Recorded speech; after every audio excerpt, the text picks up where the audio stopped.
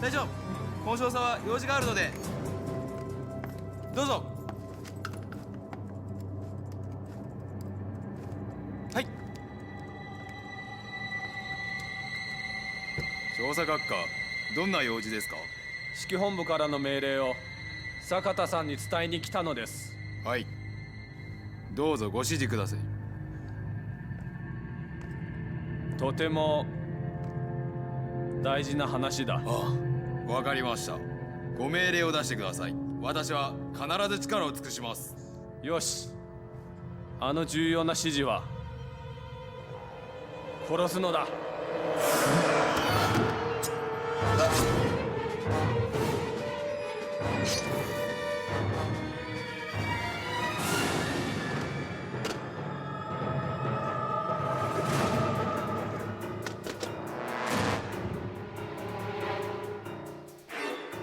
もしもし、ラカトン国蔵につなげろ。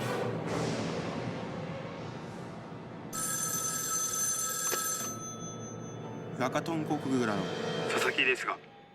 陸安本部の人です。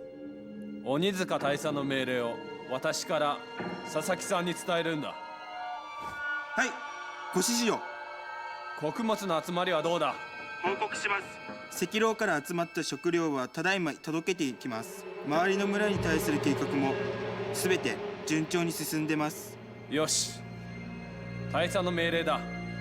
食料不足は大変だから今すぐ500袋の食料を調達する。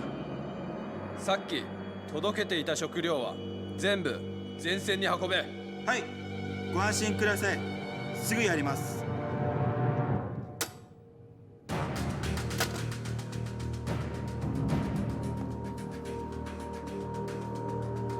小子，咱们出去看看。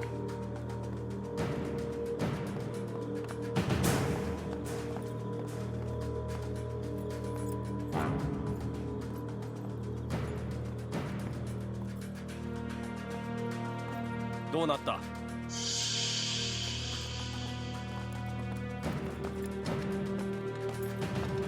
先運んできた穀物は報告します。国蔵に入れました。今すぐ500袋の米を出して車に入れておけ。でも入庫したばかりで。バカ。はい。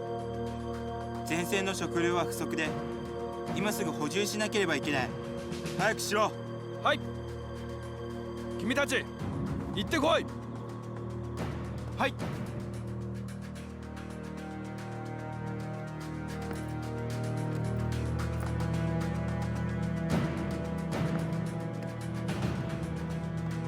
車両に運べ。粮食移动车上，快！早く早く。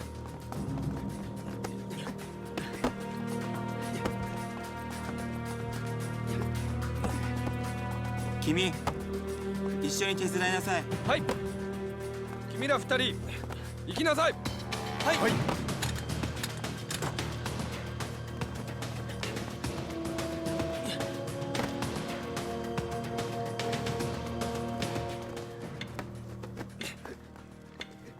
おい、コウジ、どうしたのか？何か聞こえる。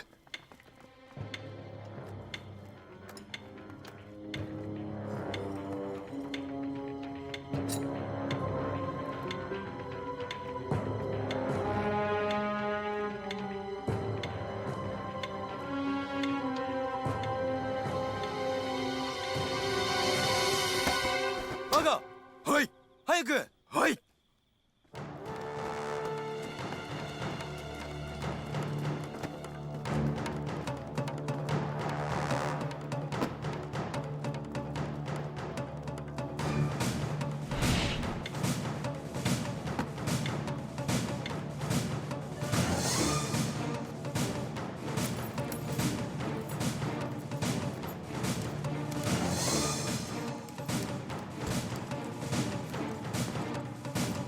調査学科、いってらっしゃい。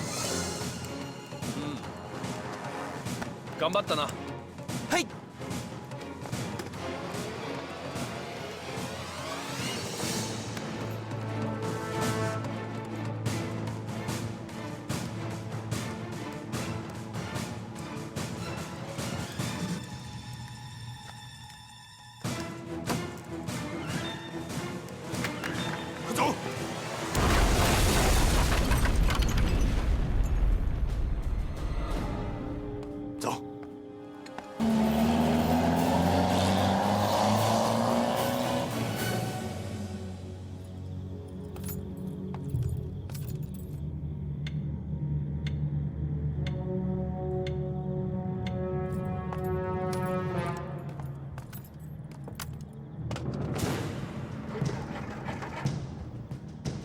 離艦式本部につなげ。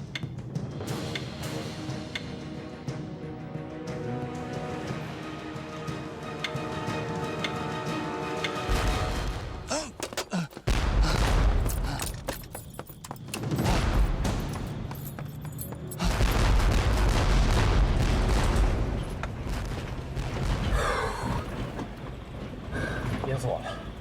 强子，我来开车，咱们跟头会合。行。バカ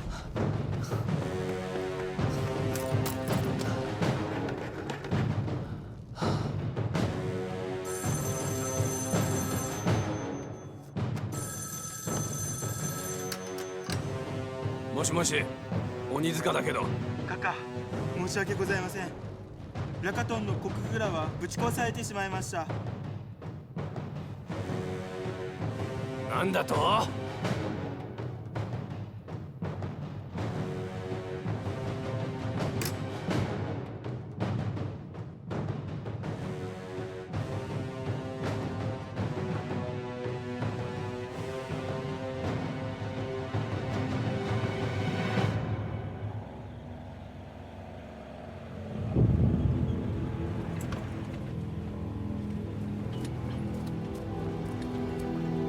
石头。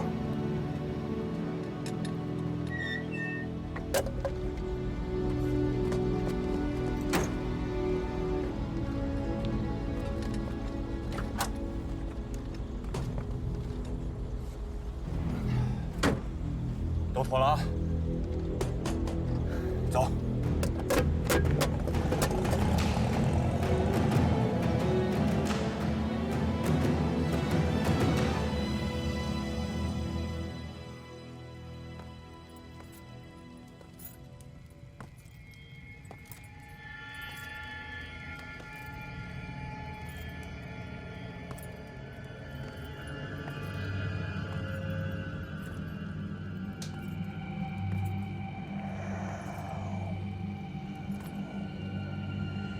佐佐木君，你认为这件事情我们该如何善后？属下，属下，你知道吗？如今我军前线处境异常艰苦，多条补给线都被敌人掐断，陆安已是我军唯一的一条运输通道。可惜，陆安也成了一个摆设，再也无力支持前线作战了。属下罪该万死，我们都罪该万死。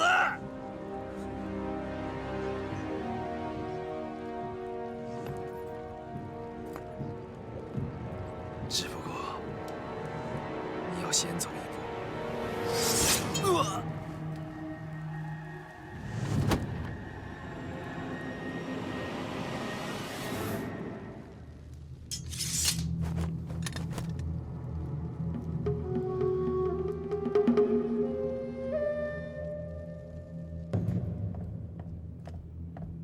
报告大佐，军部急电。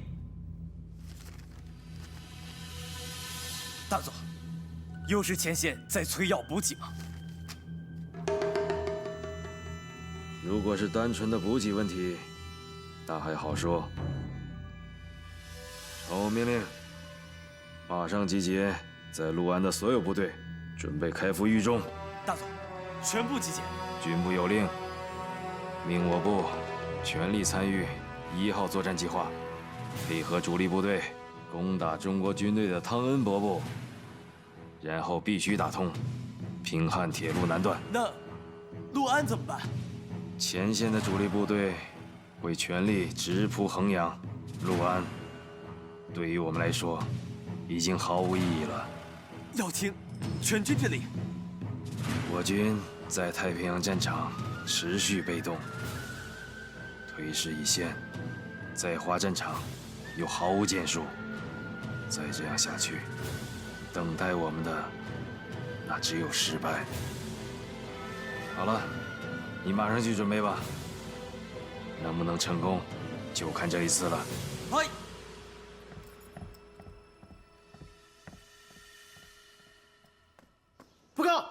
进来。参谋长，这是上级刚刚发来的急电。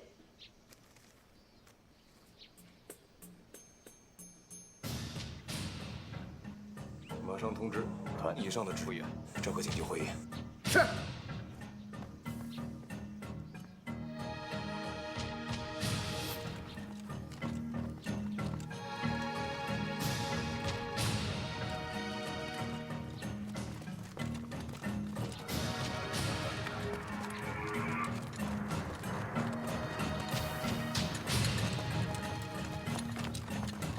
目前，日军在太平洋战场上已成溃败之势。盟军轰炸机编队在中国军队的全力配合之下，对日军运输补给通道实施了猛烈攻击，现在已经被完全切断。为了打通运输补给线，日军集结了几乎所有兵力，准备展开大规模反扑，妄图摧毁位于华南区域的盟军空军基地，并彻底破坏我军补给线。日军把这次行动称之为1号作战计划。根据我们所获得的情报，日军1号作战计划的核心战略是打通平汉铁路，歼灭我中国军队在河南的主力，并由驻武汉的日本第11军直攻位于衡阳的我第9军战区主力后南下，对中美空军基地展开全面攻击。为实施这个计划，日军几乎集结了所有的陆军战力，准备孤注一掷。这就是我们目前所面临的形势。孤注一掷，只会加快他们灭亡的速度。说的不错，但他们会更加穷凶极恶。参谋长，你下命令吧。陆安是日军抢夺平汉铁路、北上豫南的必经之路，因此，上级指示我们要不惜一切代价阻击来犯日军，减轻正面战场的压力。这一次，我们要充分利用对地形熟悉的优势，诱敌深入，进而出其不意对敌人展开全面的反击。1团长、2团长，到。老龙口是日军的必经之路，你们在老龙口设伏，待日军的前锋部队到达之后，你们要进行全力阻击。全力阻击？你不是说要诱敌深入吗？我们只有做到全力阻击，日军才会以为碰到的是我们的主力，进而紧追不舍，明白吗？明白。我们需要坚持多久？至少要阻挡敌人的2次进攻。是。诱敌成功之后，你们迅速向红石谷后撤。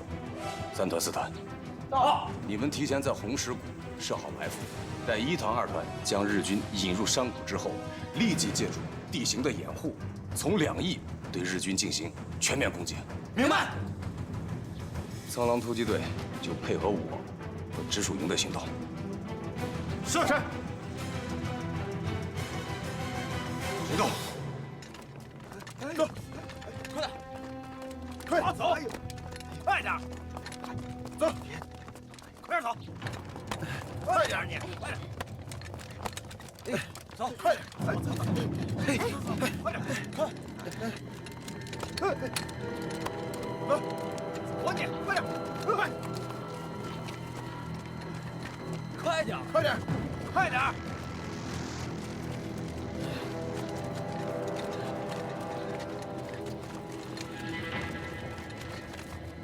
大佐，前面可就是八路出没的区域。无妨，八路装备落后，只适合游击作战，干些鸡鸣狗盗的事情还行。他们是绝对不敢与我军主力交锋的。我倒真希望，他们像个真正的武士那样，和我较量一下。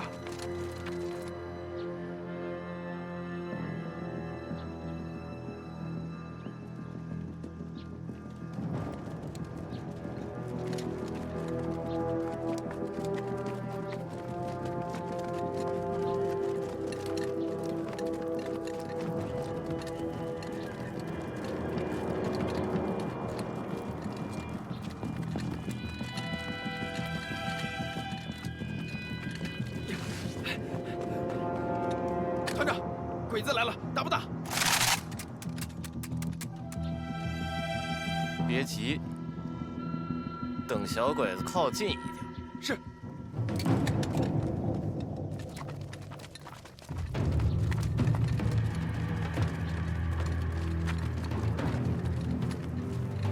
ついてこい。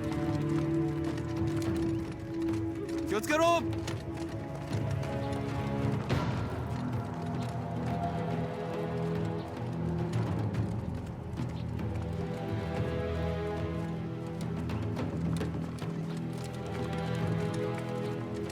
团长，200米了。150米再报。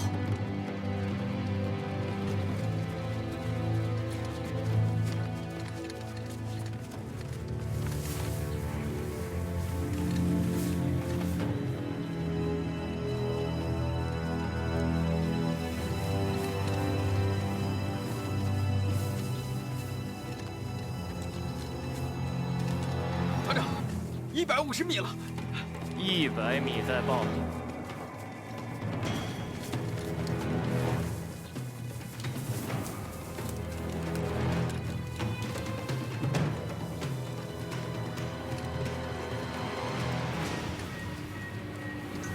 早く。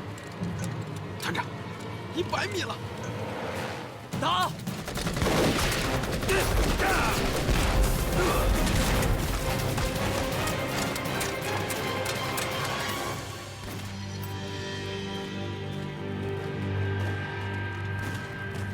報告します。戦闘部隊が襲撃されました。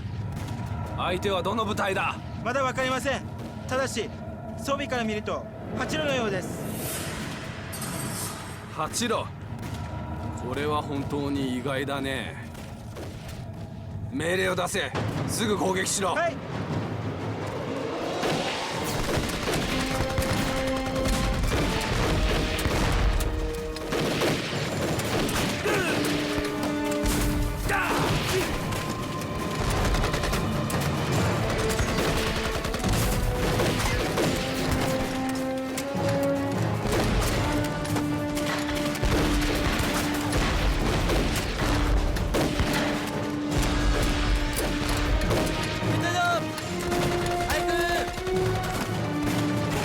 团长，鬼子要逃啊！追上去！无论如何，要把他们引到红石谷。出发号！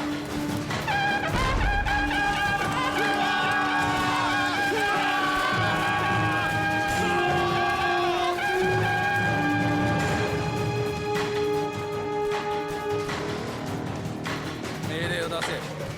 火力発生だ。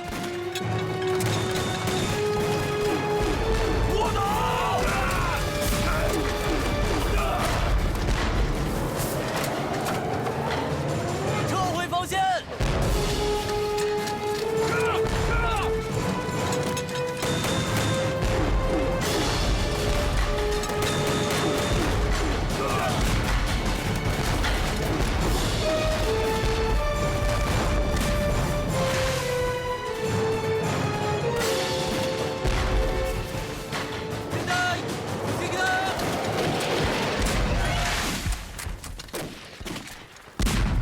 报告团长，我们团长让我来问你，可不可以撤了？再坚持一轮。是。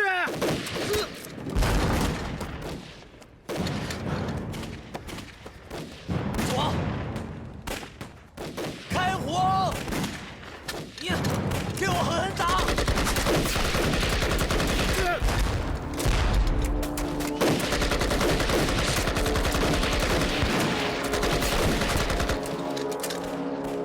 攻撃を続行し、全力突撃。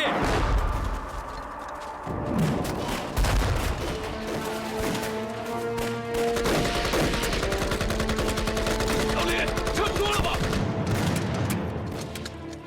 差不多了，撤！兄弟们，往红石谷方向撤！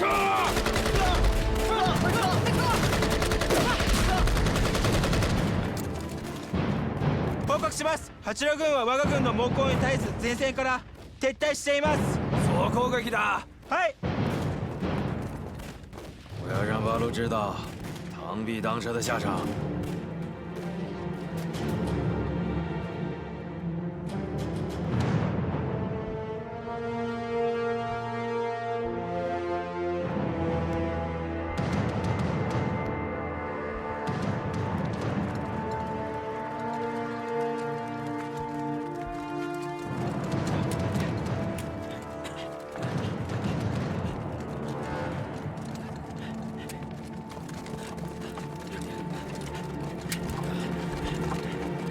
快快，准备，快，快呀！快快快！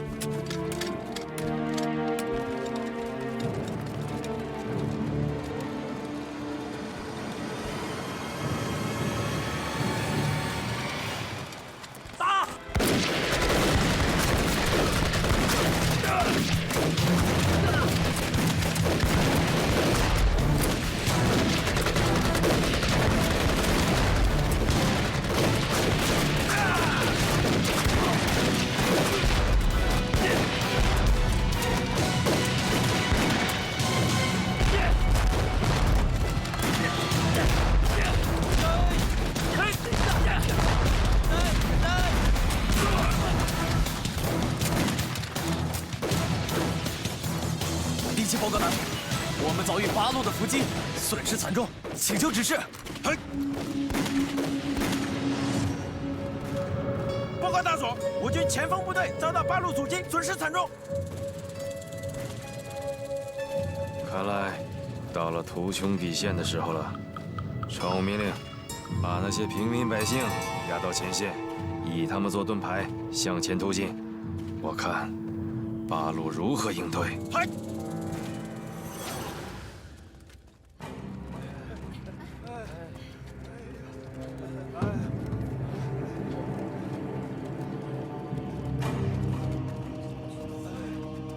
老百姓，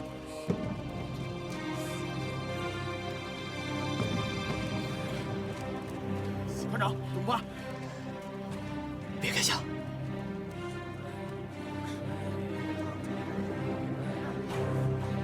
怎么办？还打不打？他娘的，小鬼子太卑鄙了！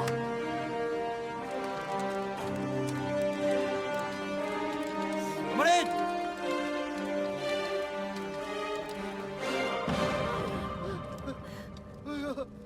这帮狗日的！村长，怎么办？必须设法营救这些百姓，不然再拖下去，他们全都会被鬼子杀死。报告大佐，八路龟缩不出。龟缩！传我命令，压着那些老百姓向他们埋伏的地方突进。如果他们还不出来的话，就每隔15分钟杀掉一批。我看他们到底能坚持多久。嗨！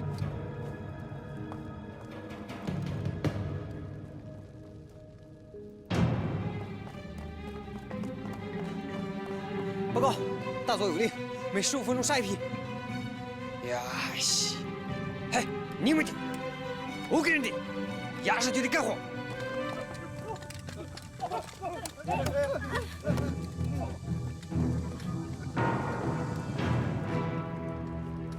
八路军，你们出来投降吧！如果不投降，他们将统统死掉。参谋长，八路军，跟我来！出来投降吧！如果不投降，他们将统统死掉。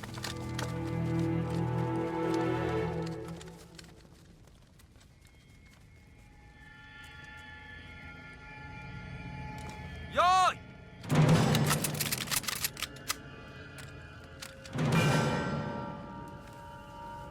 ！5、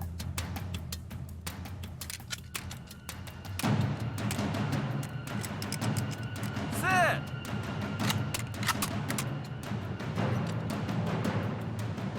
3、2。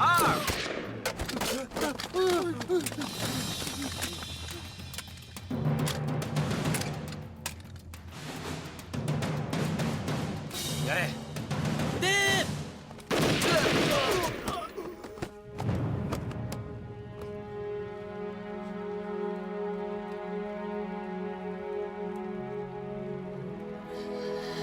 小鬼子，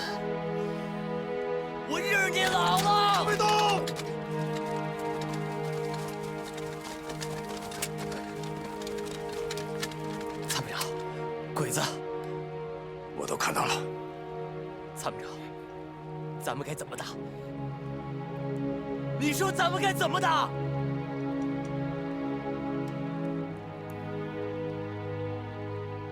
不打，先救老百姓。全部前行かせろ。行け。止まるな。早くしろ。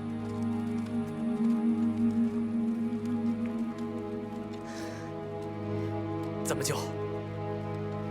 老百姓就捏在鬼子手里，咱们除了拼还能干什么？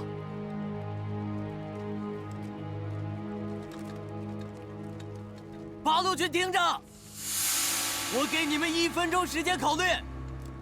如果你们不投降，这些老百姓要统统的杀掉。就换，拿什么换？拿我。鬼冢的弟弟和他最好的朋友都死在我的手里。我相信拿我跟他们交换的话，鬼冢一定会非常感兴趣。我不同意。我也不同意。你这跟去送死有什么区别啊？陈天放同志，你是这次行动的总指挥，你这样孤身犯险，是对大伙和你自己的不负责。是啊，这些我都明白。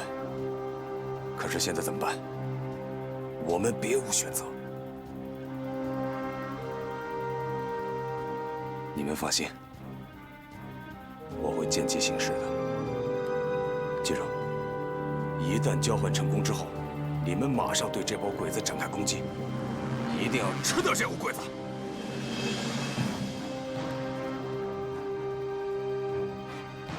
哟，放掉他们！我来交换。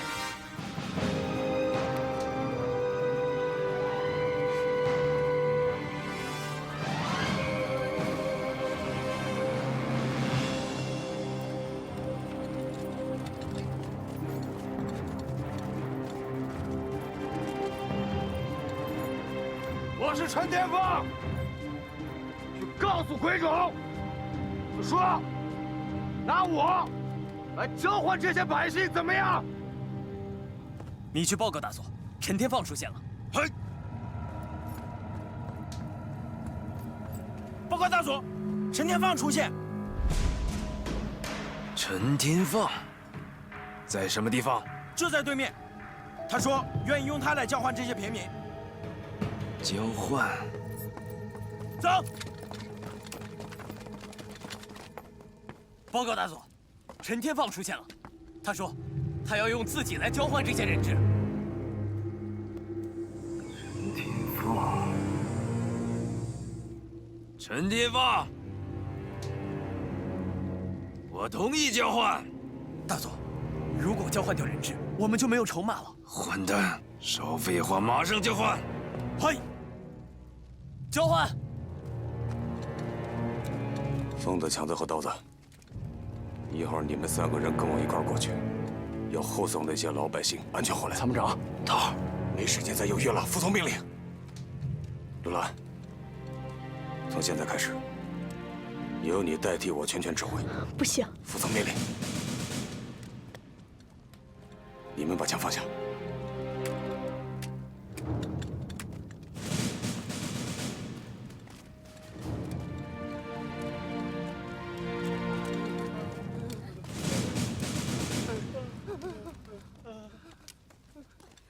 大家戒备，全体戒备。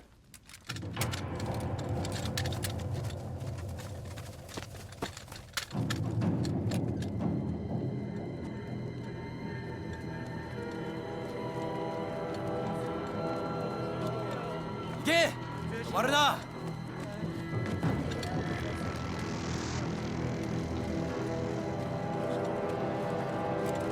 百姓都站住！陈天放，一定，一个人，滚！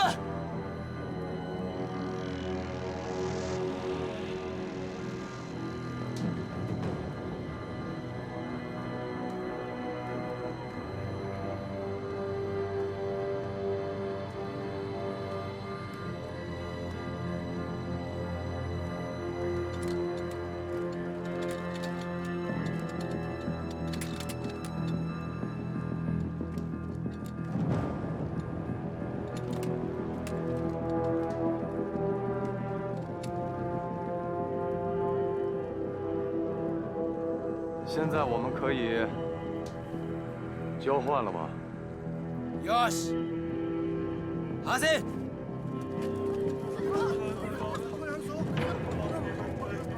走。走，快这边这边，快，快！往那边往那边，跟上。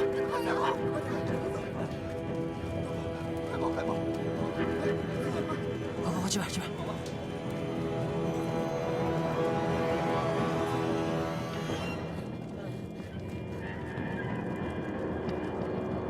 カリオ、連れて行け。行け。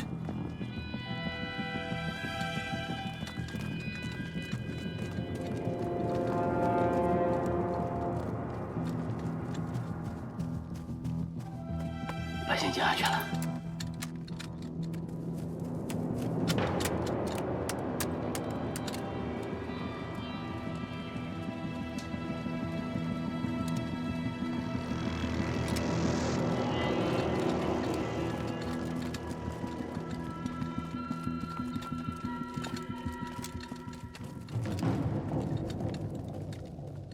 陈天放，我们终于又见面了。是啊，久违了。你知道吗？等这一天，我等得太久了。今天，我终于等到了。这么说，我应该感到荣幸。作为军人，你们用那些无辜的百姓当肉盾，不觉得无耻吗？你们中国有一句话叫“胜者为王，败者寇”。只要赢了，没有人会管你用了什么方法。可惜啊，你们赢不了。可惜，你看不到输赢了。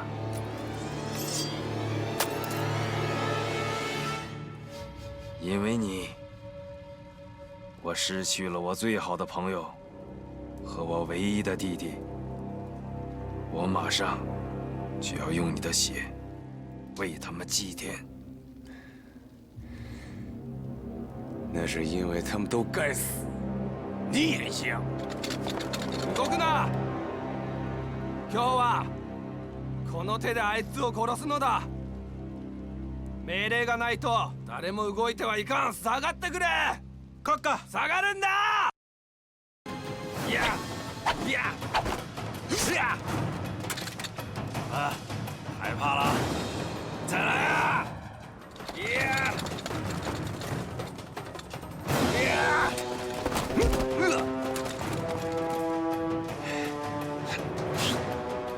动过滚杆！呀！呀！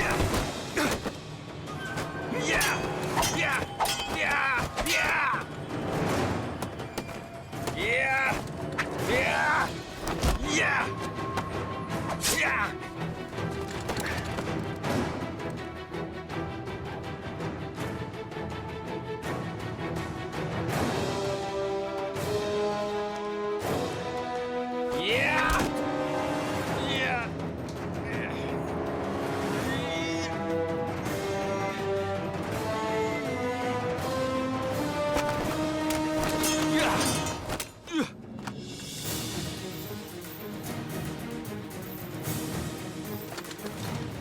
閣下、石田、新天砲に向けて撃て。閣下、恐縮です。他们全部后退！引け！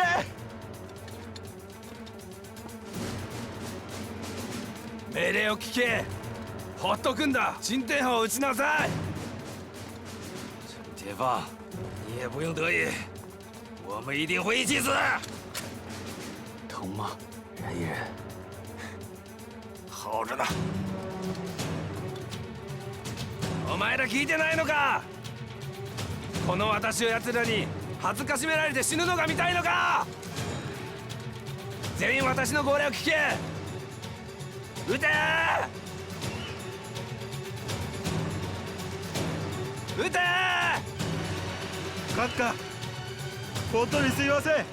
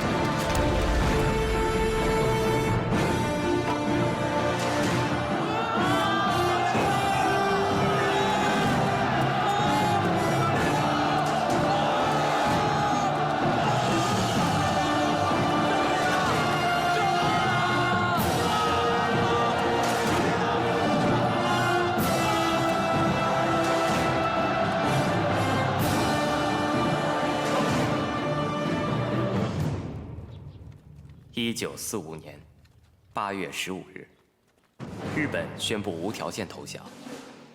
这场旷日持久的抗日战争，终于以日寇的惨败落下帷幕。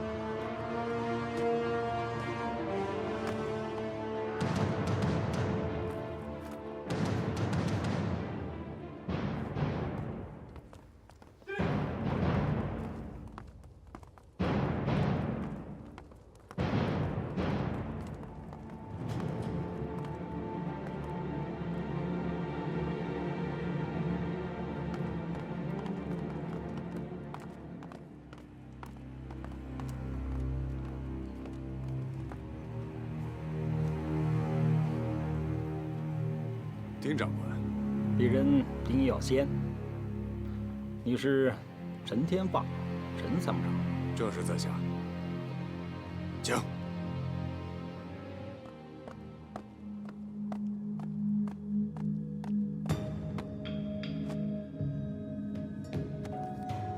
大日本帝国华中派遣军少将村山弘毅，奉司令长官冈村宁次之命，向贵军投降。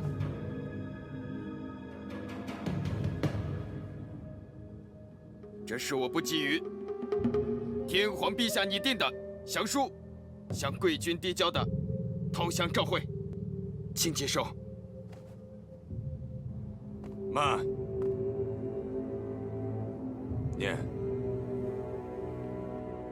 念出来。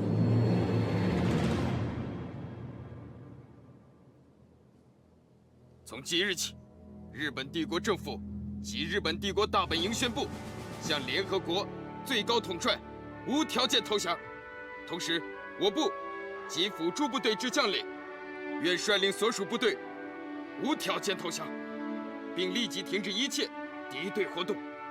所有武器弹药、装具器材、补给品、情报资料、地图、文献档案及其他一切资产等，全部交由贵方接收。所有日本军官、佐、士兵均须负有完全履行此类命令之责。若尚有未能履行或迟延情事，各级负责官长及违反命令者，愿受处罚。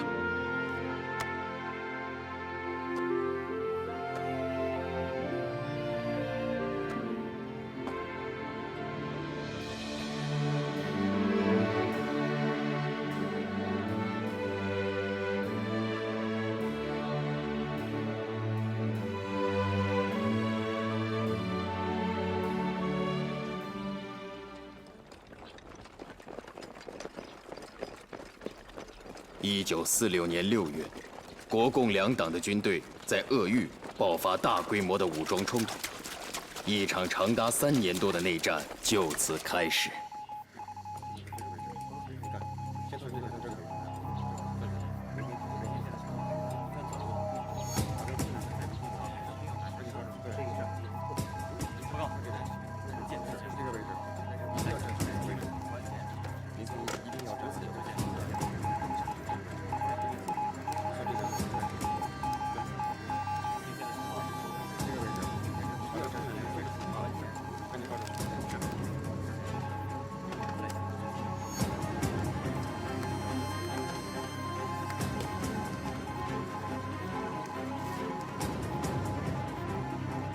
建红到固州，对，固州这儿。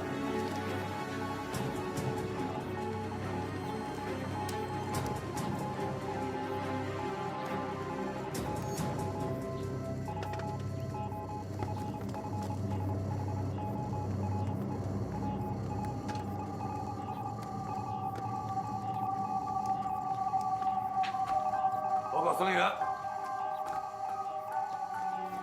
晋冀鲁豫军区野战军第6纵队独立旅旅长陈天放奉命报道。天放，知道为什么叫你来吗？知道。固州历来就是军事重镇，地形复杂，易守难攻。现在驻守固州的101集团军司令刘宏元是位抗日名将。我听说他向来以国家大局和百姓的利益为重。大家都知道，刘宏元跟你们家是世交，所以我想请你去说服刘宏元起义，和平解放固州。明白。共军到什么地方了？离我部也不足30华里。来得还真快呀！看来免不了一场血雨腥风了。共军是哪支部队？晋冀鲁豫军区野战军的第6纵队。哦，是共军的虎狼之师。看来共军是抱定要拿下固州城了。还不止如此。属下接到情报，他的先锋部队就是陈天放的独立旅。陈天放，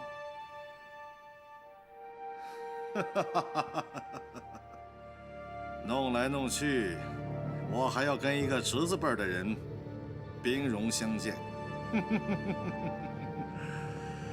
真是天意啊！司令，你也不必负担过重，国家大义在先。既然陈天放非要与我军为敌，那也只有割袍断义了。不说这些，那个姓丁的到哪儿了？王副官已经去接了，应该马上就到。只是这个时候委员长派人来固州，怕是别有深意吧？不就是我说了一些内战上的言论传到他的耳朵里去了？不用怕，老子坐得正，行得端，有什么好怕的？啊？话虽如此，可现在是非常时期，司令还是小心为上。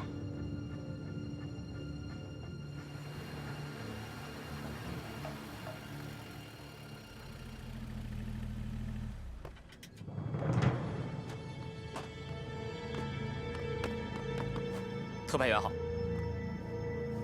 刘司令呢？在里面等候。这边请。在这儿等我。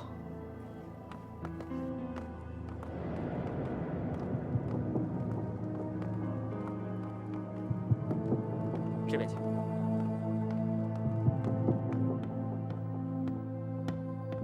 报告司令，丁特派员到了。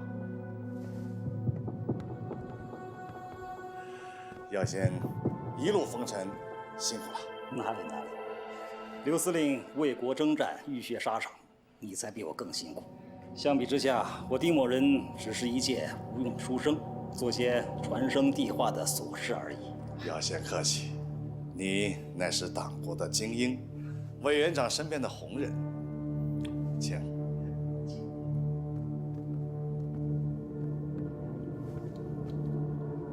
勘察。是。药仙此次前来是奉委员长之令吧？正是。如今共军大兵压境，我军多条战线告急。固州作为北上南进之军事重镇，一旦失响，将无异于向共军打开了南侵的门户。为此，委员长是寝食难安呐。所以，特命我携带军饷和补给来到固州，鼓舞我军士气，振作抗敌之精神。恐怕是委员长对我刘某人不信任吧？怎么会呢？宏元兄在党国元老，从北伐到抗战，你对党国的忠诚，天地可见。可是俗话说， 3个臭皮匠顶着诸葛亮。药仙虽然不才，但是在您身边出主意，倒还是不错的。何况公军现在已经兵临城下，委员长派我前来劳军督战，也足见党国对您的信任呐。司令，这也是委员长的一番好意啊。不必说了，委员长什么意思，我刘某人心里清楚。请丁特派员转告委员长，我刘宏元是党国的军人，会遵守自己的职责。那自然是求之不得。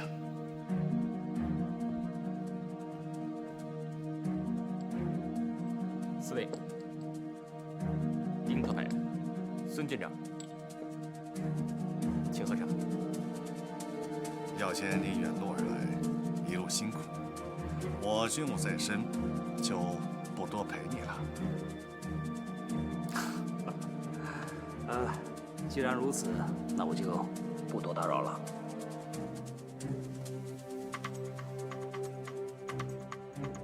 宏元兄，告辞。孙军长，代我送客。啊，特派员这边请。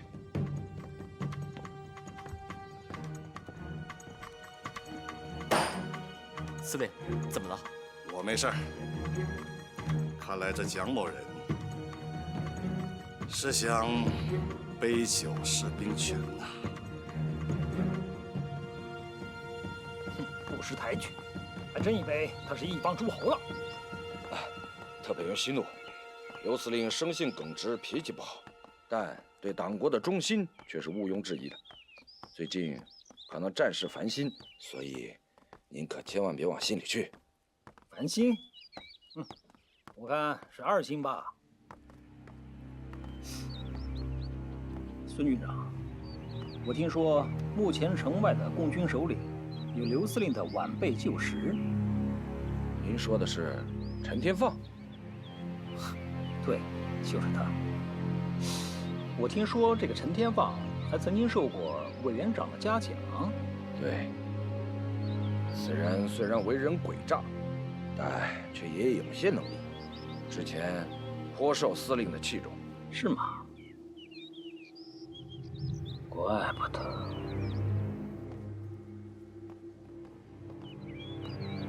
好，孙军长，晚上一起吃个饭如何？求之不得，我马上去安排，给您接风洗尘。那好，麻烦您了。不客气啊，再见。再见。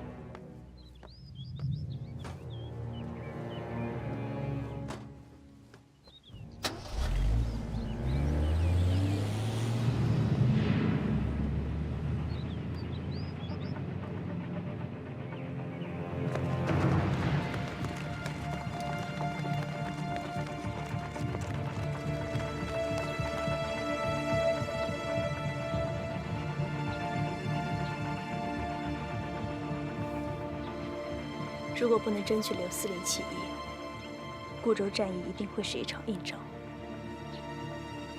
看来刘司令已经做好决一死战的准备了。让苍狼突击队随时做好潜入固州的准备。是。来，特派员，为您接风洗尘。多谢。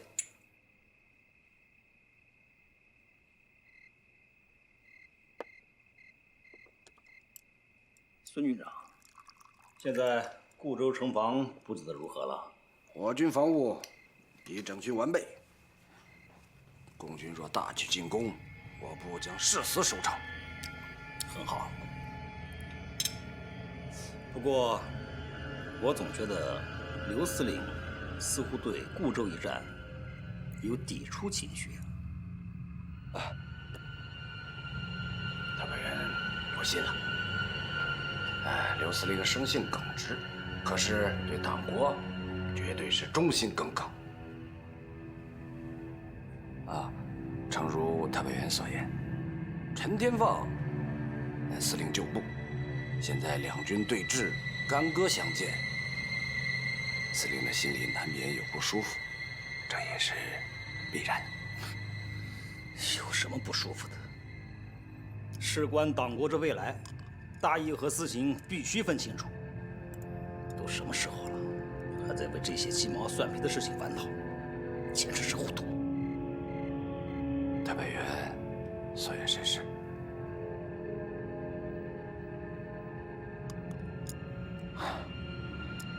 孙军长，请。孙军长，我想委托你一件事。太白元，请讲。凡是孙敏能够办得到的，必定万死不辞。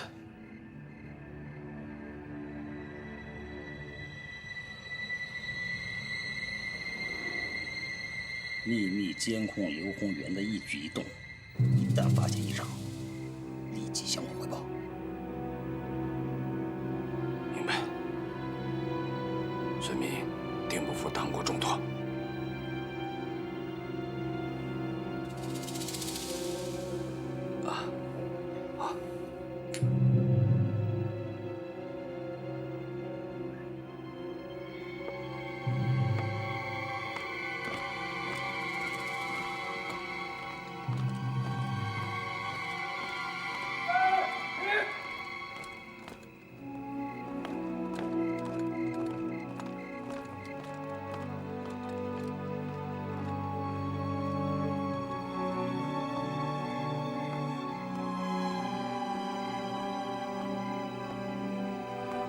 止步！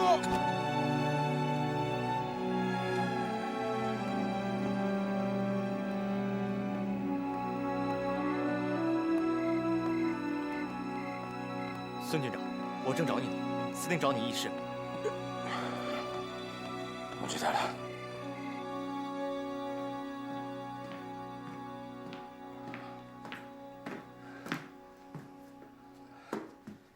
司令，您找我？喝酒了？太白元毕竟是远道而来，总要代司令尽尽地主之谊嘛。那我还得谢谢你啊。属下不敢。这是你的私事，与我无关。你马上去安排一下，把城里的老百姓给我疏散出去，无论任何原因，不得留在城里。司令，您这是……你亲自负责此事，记住，不能有任何懈怠。是。可是，固州城数10万百姓，要想在短时间之内疏散，属下力有不逮。能疏散多少就疏散多少。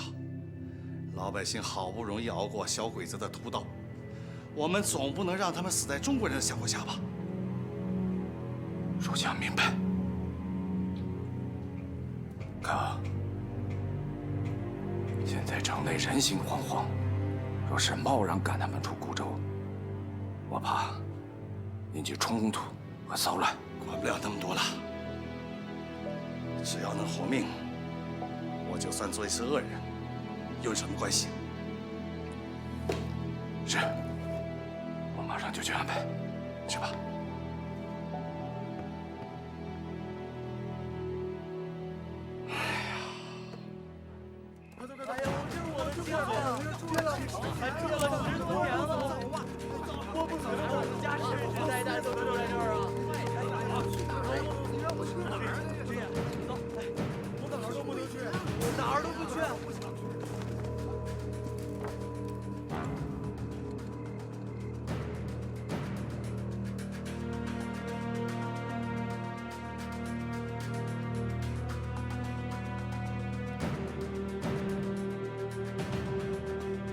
国军阵地采用了密集防守的模式，每50米安排了一个火力点。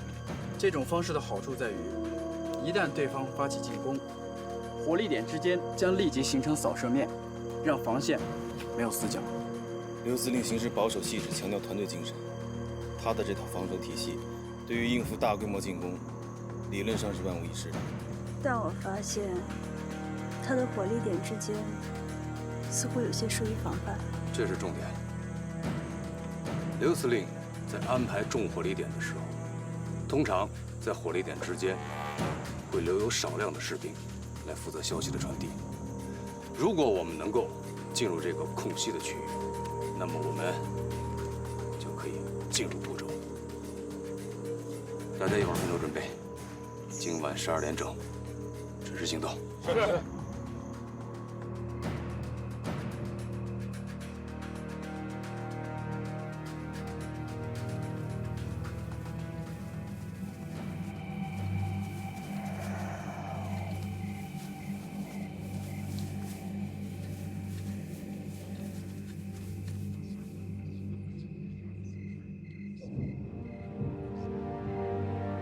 旅长，干不干？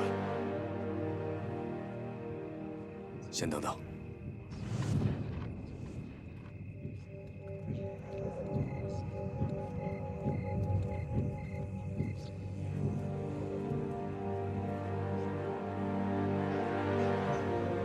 有什么情况吗？报告，没问题。继续监视。是。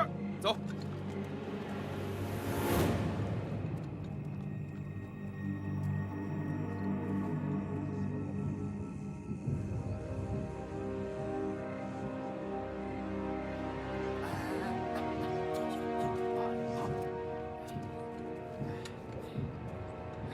强大，你跟刀子先负责解决这2个国军士兵。所有人听着，我们只有2分钟时间，行动。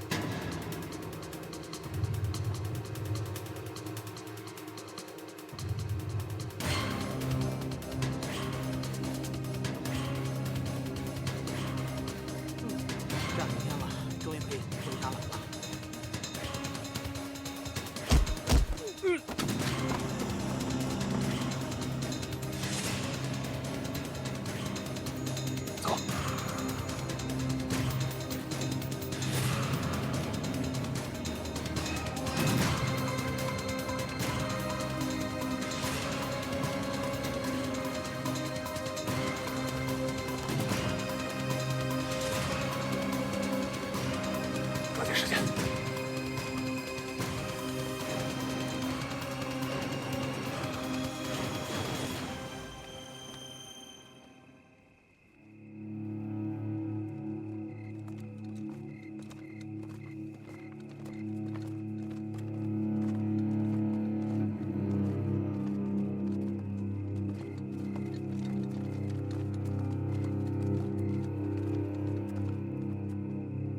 这儿的人呢？啊！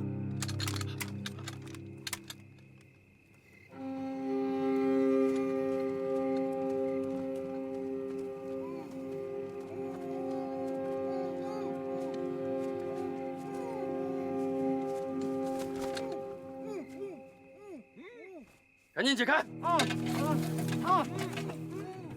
长官，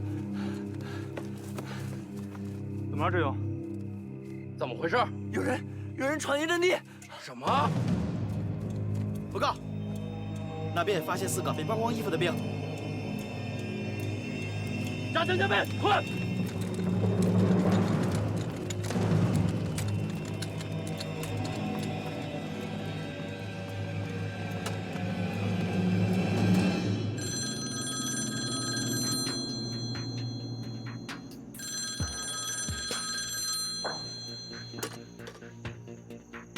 喂，报告军座，我军防线有士兵遭到不明身份者袭击。什么？袭击者下落不明。马上封锁防线，全力戒备。一有情况马上向我汇报。是。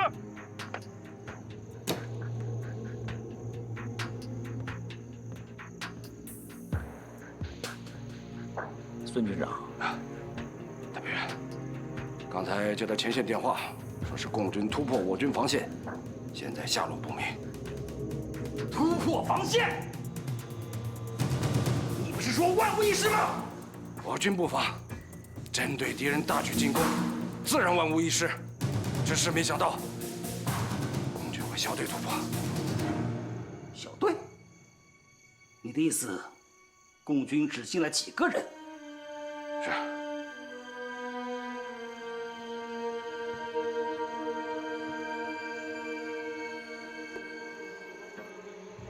值此关键时刻，这几个人冒险闯入固州，到底想干什么呢？孙军长，马上调一个连，共去司令部，快！是。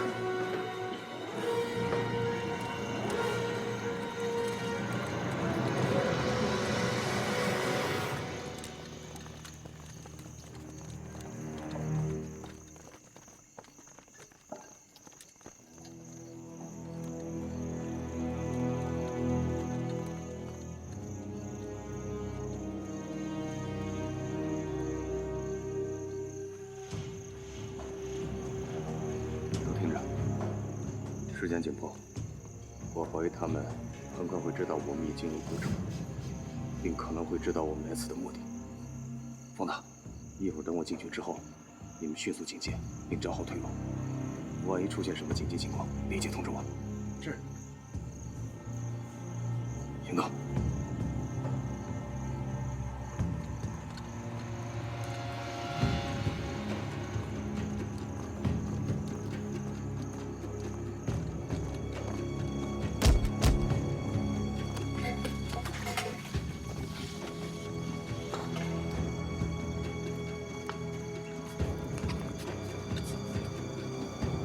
豆子，你们俩迅速去外围警戒，一旦发现任何情况，立即向我汇报。是。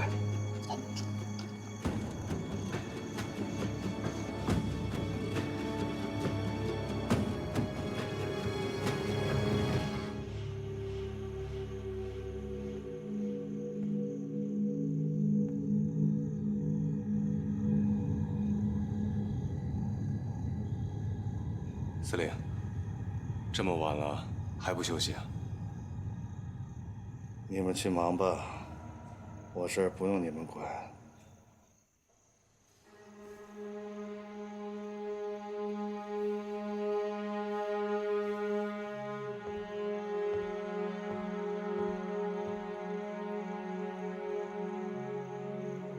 坐吧。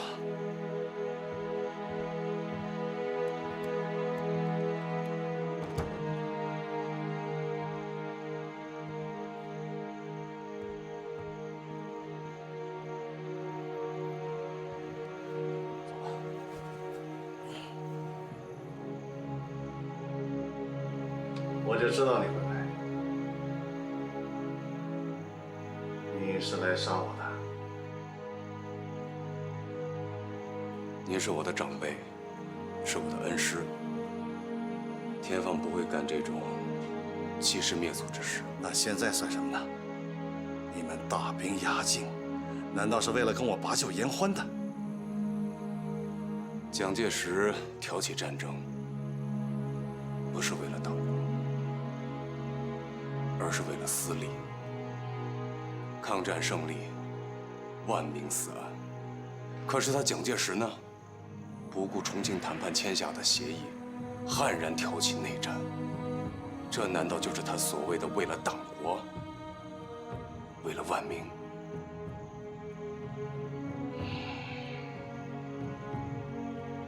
就算你说的对，可我刘某人是党国的栽培才有了今天，是为知己者死。无论这场战该不该打，我刘某人别无选择。老师，您有选择。既然您自己都觉得这场战争不应该发生，那您为什么还要打下去？军人以服从命令为天职，可是为了这场毫无意义，甚至祸国殃民的战争，不值啊！无论如何，我不能背叛党国，我别无选择。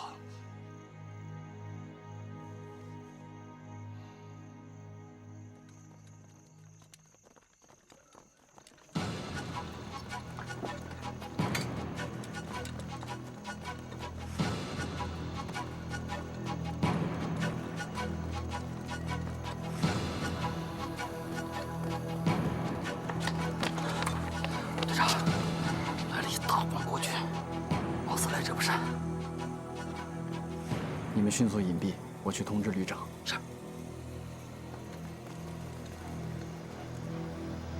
国父中山先生曾说过：“天下为公，应以天下为己。”他还说，做人最重要的事情，就是应该懂得怎样去爱国。可是他蒋介石现在倒行逆施，悍然挑起内战。您明知有错，却不辨是非，甚至一味的追随。试问，老师就算战死沙场，又该如何面对中山先生之教诲？老师啊，抗战最终的胜利来之不易。我们现在真正应该做的，不是中国人和中国人在一起自相残杀，而是应该一起联起手来，共同迎接和平。只有和平，才能够改变我国家落后之面貌，才能够一起来振兴我中华，才能够可以让老百姓真正的安居乐业。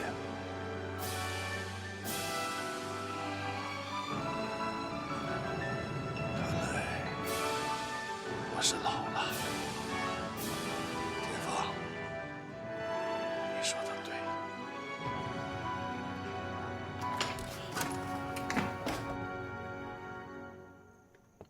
旅长，大批全副武装的国军正在向司令部逼近。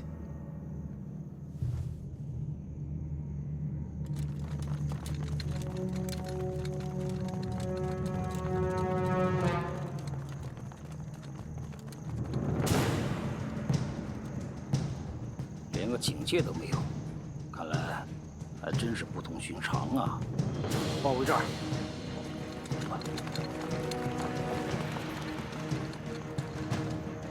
特派员，这样不好吧？三更半夜的兴师动众，我看还是通禀一声吧。不必了，抓捕奸细时不我待。再说，这也是为了刘司令的安全着想。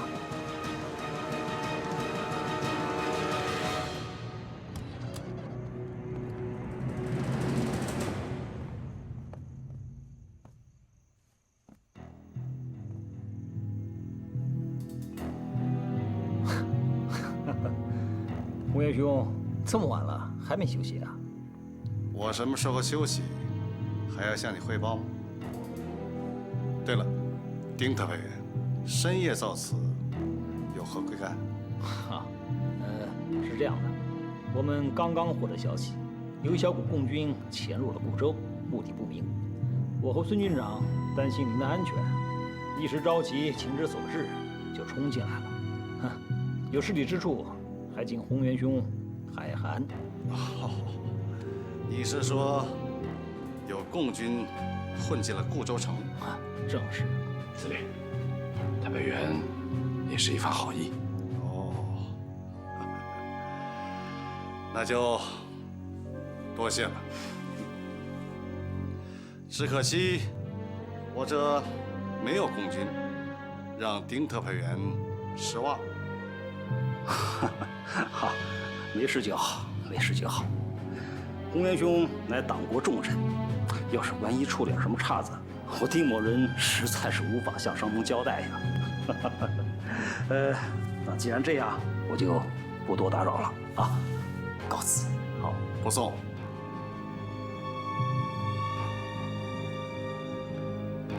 那司令，我